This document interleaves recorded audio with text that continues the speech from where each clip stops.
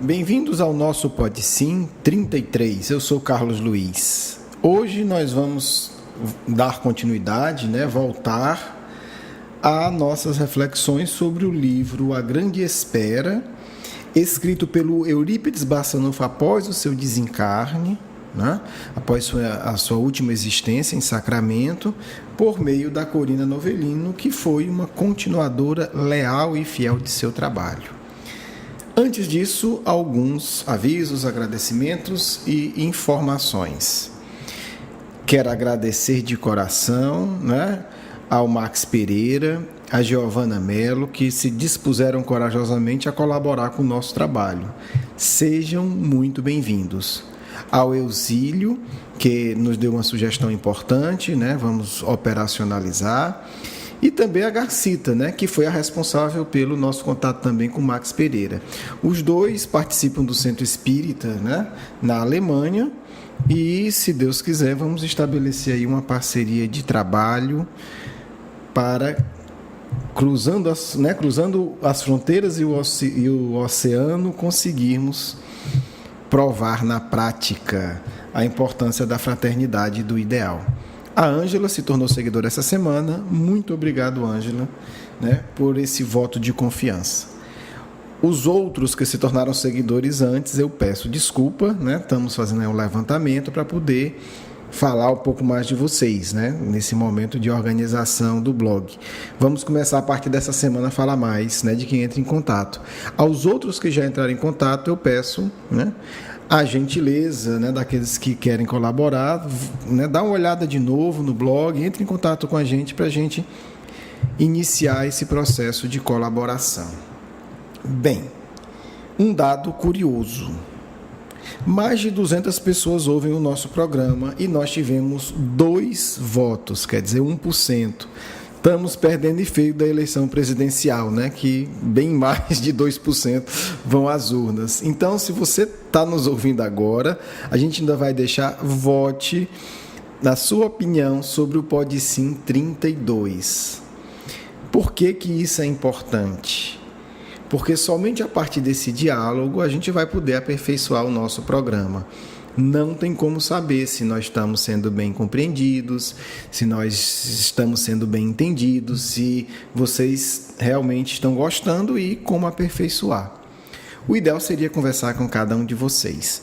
Como não é possível, a gente coloca a votação, o ótimo, regular e bom, e deixa o espaço para os comentários. Logo vamos conversar com vocês sobre o modelo do programa, especificamente sobre o tempo de duração. Bem, voltemos a essa excelente obra.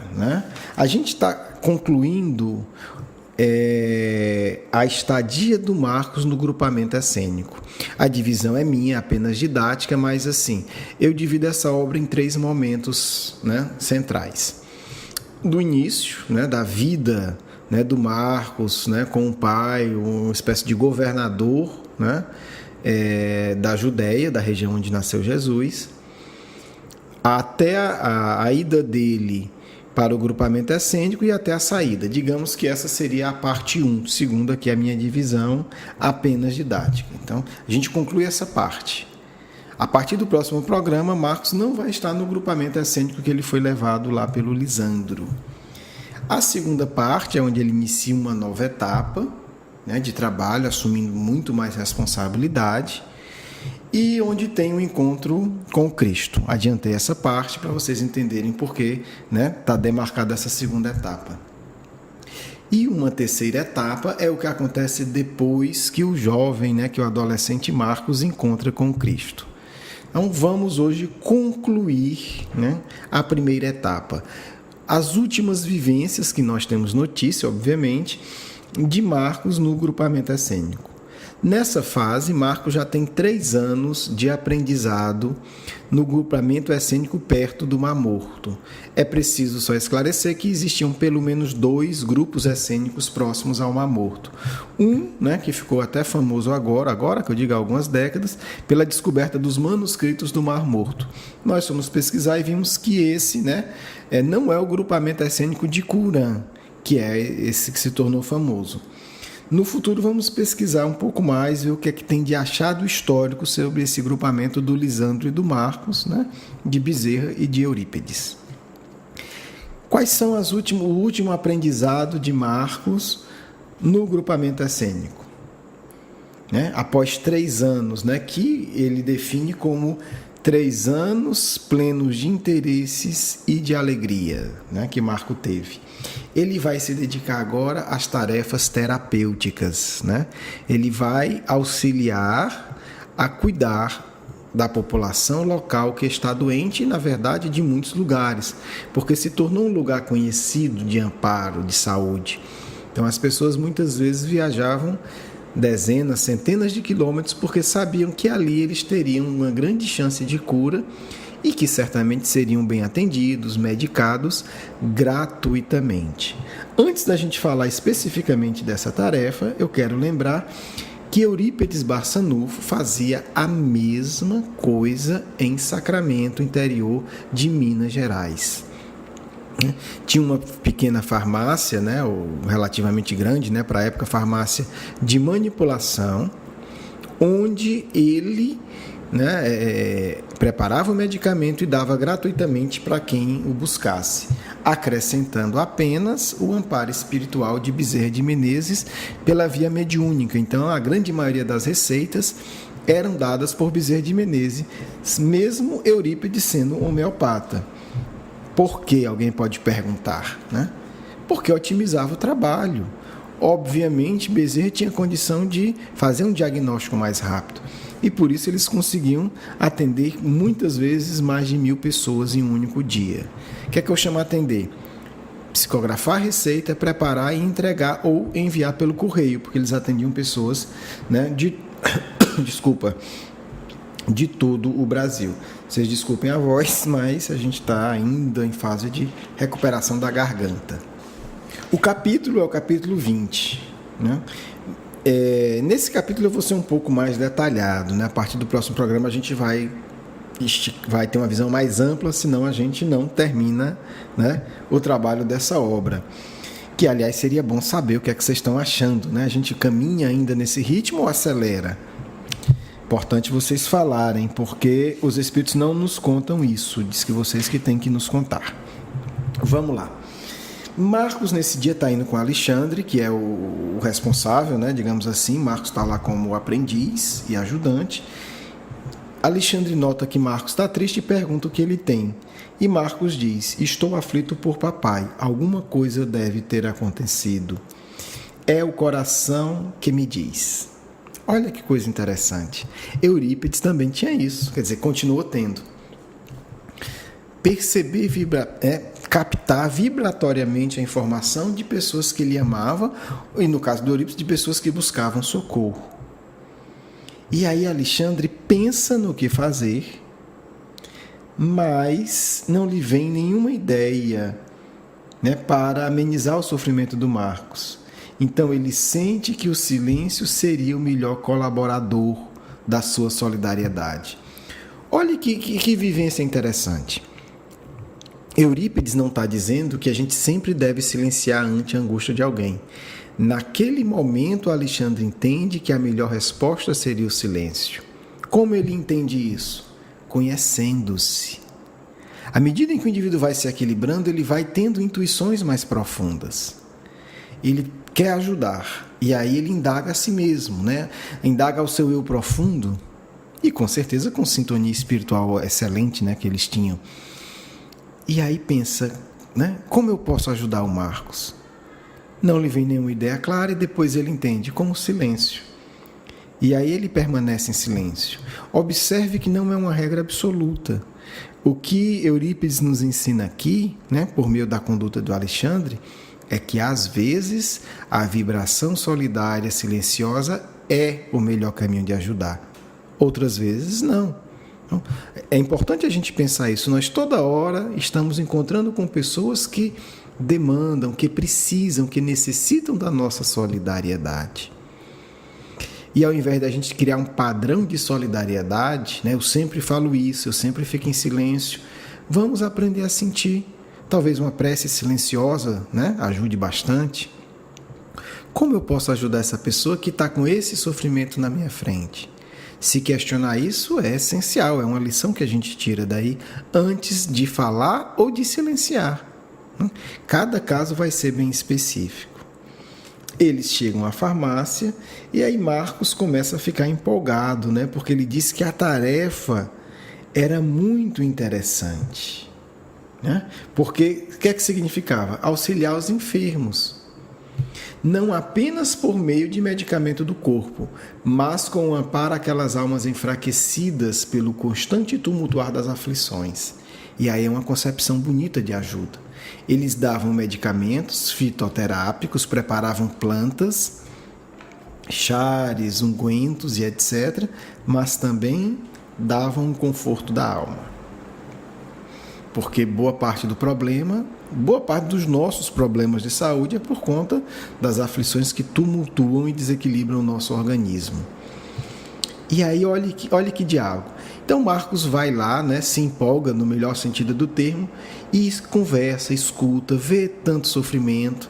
Nós estamos falando do nosso Marcos já com 11 anos, né, já está bem mais maduro do que quando ele chegou no povoado. Conversa com cada um, leva água, pergunta a história, mostra uma atenção sincera, envolve energeticamente as pessoas que ele está ouvindo. E aí, depois de um tempo, Marcos retorna, né, até o Alexandre, que nota um brilho que iluminava o olhar do jovem. E Marcos diz: conversei com todos, pobrezinhos, cada um deles tem um problema diferente do outro.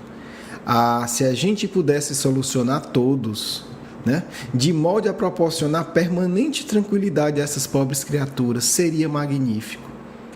Mas nada pude lhe oferecer senão um copo d'água. E Alexandre interveio sorrindo, quer dizer, vendo, olha que comunicação bonita, o sorriso, né? A felicidade de ver que ele estava bem, que aquele sentimento de compaixão sincera, né, partindo de Marcos. E Alexandre pondera: não podemos desviar totalmente o curso dos rios. Quer dizer, como quem diz, né? A gente ajuda e faz o máximo, mas não compete a nós, né, mudar a situação de todo mundo. Olha que sabedoria. Né? Lembra-me muito Cristo, né? Quando no Evangelho ele diz: ah, Jerusalém, como queria te acolher, né? Como queria que vocês ficassem próximos de mim. E usa até uma metáfora, né? Uma figura bonita. Da mesma maneira que uma galinha protege os pintinhos, eu queria proteger vocês. Mas vocês não quiseram. Então, há o livre-arbítrio, há o respeito ao processo educativo de cada um. E a gente vê essa lucidez muito clara. Quer dizer, Alexandre vai ensinando Marcos: Marcos, vamos fazer o máximo.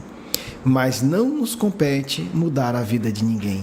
Né? Como diz, a gente pode mudar um pouco o curso do rio, mas mudar todo o processo das águas não nos cabe. Deus, né, o Ser Supremo, sabe muito mais do que nós. E aí talvez isso seja essencial, porque muitas vezes, né, como se diz, a gente quer ser mais real do que o rei. Né? Quer dizer, a gente quer ser melhor do que Deus, né? Falando a nossa linguagem mais clara. E aí a gente cai num desequilíbrio. E aí a gente vê a postura excelente. Eles estão lá doando o seu tempo, o seu carinho, o seu equilíbrio, o seu saber, a sua atenção, absolutamente sem nada a receber. Por outro lado, eles intuem em profundidade que é importante também aceitar os fatos. Então eles atuam, né, são ativos, são proativos, eles colaboram, eles fazem o máximo. Por outro lado, eles preservam uma profunda paz. Porque muitas vezes, e aí eu posso falar muito de mim, né? Hoje eu acho que bem menos, a gente se vê perturbado pelo trabalho do bem. Né? É muita coisa para fazer, muita atividade, muitos excessos. Sinal que está alguma coisa errada, porque nós não somos melhores que o Cristo. Eu digo isso para mim. O Cristo ajudou todo mundo e não se perturbou. Então, eu não, né? Porque a gente às vezes quer defender a nossa desarmonia íntima. Não porque eu estou fazendo muito bem, é pelos outros. Será que eu estou fazendo bem mais do que o Cristo? Não. Então, esse equilíbrio de doar-se ao máximo e permanecer equilibrado, né? Como ele descreve aqui, Marcos, depois de conversar com todos, estava com o olhar iluminado e querendo fazer mais. E aí vem a hora da sabedoria, né? Se a consciência nos diz, fiz o meu máximo, doei-me plenamente, e o doar plenamente não é enlouquecer, né? A gente está vendo aqui, eles estão em paz. Nós estamos no caminho certo. À medida em que a gente acha que está fazendo o bem e está se tumultuando, há algo de errado. Temos que investigar. Será que essa busca não é a busca da vaidade? Será que essa busca não é a busca de ser reconhecido, de ter vantagens, ou de querer subornar as leis divinas? Eu estou fazendo bem, eu não posso sofrer nada nem quem eu amo. Porque não esqueça, o capítulo começa com Marcos sabendo que algo está errado com o pai. E no capítulo seguinte a gente vai saber que o pai foi mandado para a pior situação possível, né? Foi para as galeras romanas, onde, sabia-se, ninguém saía com vida. Quer dizer, um trabalho de remar, né? Constantemente sem descanso, sob açoite, sob maus tratos, até a exaustão e a morte. Marcos está sentindo isso, ele sabe que algo errado aconteceu. Ainda assim ele está lá, ele doa-se, ele harmoniza-se. Olhe a lógica do trabalho do bem. O trabalho do bem deve nos harmonizar. Nós estamos diante de um menino de 11 anos de idade, que sente profundamente que algo está muito errado com o pai, que ele já sabia que estava preso, e ele vai atender dezenas de pessoas sofredoras. Olha que padrão elevado. E depois ele está iluminado. Quer fazer mais, mas aprende a ver o seu limite, né? Ele poderia sair daí por desequilíbrio em nome do bem, né? Ficava lá e de uma maneira totalmente desequilibrada, dizendo que estava doando-se. Esse equilíbrio é um ponto que nós precisamos achar em nossas atividades. Fazer o máximo, sacrificar-se, mas não perder a noção de que o bem tem que fazer bem também para a gente. Emmanuel tem uma frase muito forte que diz o seguinte: muitos espíritas não cuidam do bem de si mesmos, né? Muitos de nós ignoramos a prática do bem a si mesmo. Eu acho que esse exemplo de Marcos e Alexandre são muito positivos para que a gente possa refletir. Depois disso, haverá a mudança de Marcos. Marcos irá ser transferido desse grupamento essênico. E aí sua vida vai mudar bastante, né? Vai chegar a hora de assumir enormes responsabilidades. Afinal de contas, ele já vai estar aí com uns quase 12, 13 anos de idade, né? Acho que uns 12 anos de idade, mais ou menos. Então, está na hora, né, de fazer algo, né? Está na hora de assumir uma conduta que envolva uma dedicação e uma maturidade maior. E acredito que o nosso Marcos vai dar conta, sim, dessas tarefas elevadas que Lisandro irá confiar a ele. Desejo a vocês um ótimo fim de semana e uma ótima semana. Espero reencontrá-los na próxima sexta, né? Via Pode Sim. E desejo realmente que vocês votem, porque a partir dessa votação nós vamos ter outras, inclusive votação de tema. Mas aí vamos começar pelo menos, né, conseguindo dizer como está o nosso programa. Um grande abraço a todos. Vamos ler o Evangelho aberto ao acaso e abrir espaço para o encerramento com os nossos amigos espirituais. Capítulo 18. Muitos chamados e poucos escolhidos. Instruções dos Espíritos. Dar-se-á aquele que tem. Seus discípulos, se aproximando, lhe disseram: por que lhes falais por parábolas? E lhes respondendo disse: é porque a vós outros foi dado a conhecer os mistérios dos reinos dos céus, mas para eles não lhes foi dado. Porque a todo aquele que já tem, lhe será dado ainda, e estará na abundância. Mas para aquele que não tem, lhe será tirado o mesmo que tem. Por isso eu lhes falo por parábolas, porque vendo não veem, e escutando não ouvem nem compreendem. E a profecia de Isaías se cumpre neles quando disse: escutareis com os vossos ouvidos e não ouvireis, olhareis com os vossos olhos e não vereis. Mateus capítulo 13, versículo 10 a 14. Um outro trecho de Marco. Prestai bem atenção naquilo que ouvis, porque se servirá para convosco da mesma medida que vos servirdes para com os outros, e vos será dado ainda mais, porque se dará àquele que já tem, e para aquele que não tem se lhe tirará mesmo o que tem.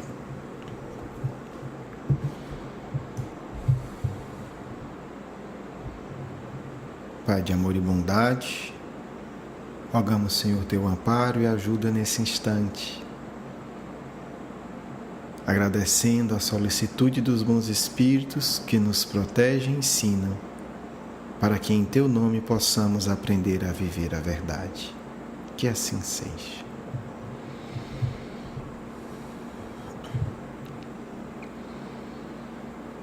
Paz e alegria aos vossos corações. É nova etapa de atividades do Grupo Marcos. Por isso convocamos a todos os corações desejosos. Coragem, apresentem-se. Estamos nós, a equipe espiritual do Grupo Marcos, estimulando, intuindo e incentivando o vosso contato conosco, a vossa colaboração direta e amiga, o vosso esforço fraterno e abnegado. Vamos construir em conjunto um trabalho em nome do Cristo.